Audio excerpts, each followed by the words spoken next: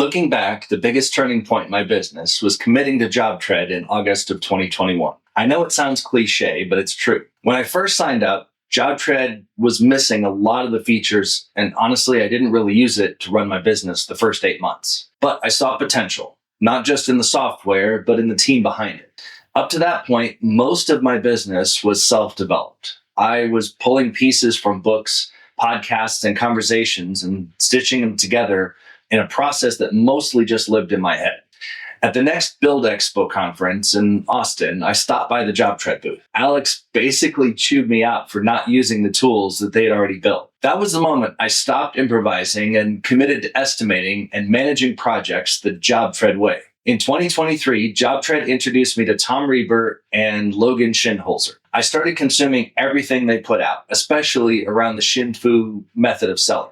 Between the podcasts, the JobTread Facebook group, and actually implementing what I was learning, the business fundamentally changed. About that time, we committed to transitioning from ET's home repair to ET's home renovation. And since then, our average job size grew from under $5,000 in 2024 to nearly $50,000 this year. I went from being a one-man operation with a few subs to 4 guys full-time and steady subcontractors. The key changes were uncomfortable. I raised prices across the board and well beyond what I was comfortable with. I stopped pricing work based on how fast or how cheaply I could do it myself and started pricing based on what a professional business actually requires. I shifted my mindset from being a savior who fixes homeowners' problems to building a business where craftsmen can practice their craft while helping homeowners create great spaces. That shift from technician to business owner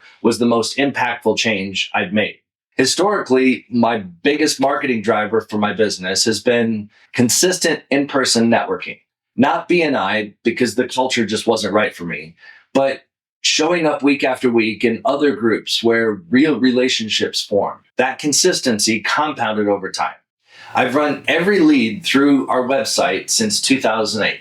That structure created organization and consistency long before I started using a CRM or JobTread. More recently, rebranding from home repair to home renovation has changed the types of calls we get, from homeowners with urgent problems to homeowners with dreams and long-term plans. For 2 years, I listened to the Level 10 Contractor Daily podcast. This shaped how I think about marketing. This year, we hired Dan Kelly to rebuild our website. And over the last couple of months, I've gone all in on recording educational, they ask you answer style videos. The biggest mindset shift for me has been choosing production over perfection, publishing instead of polishing forever.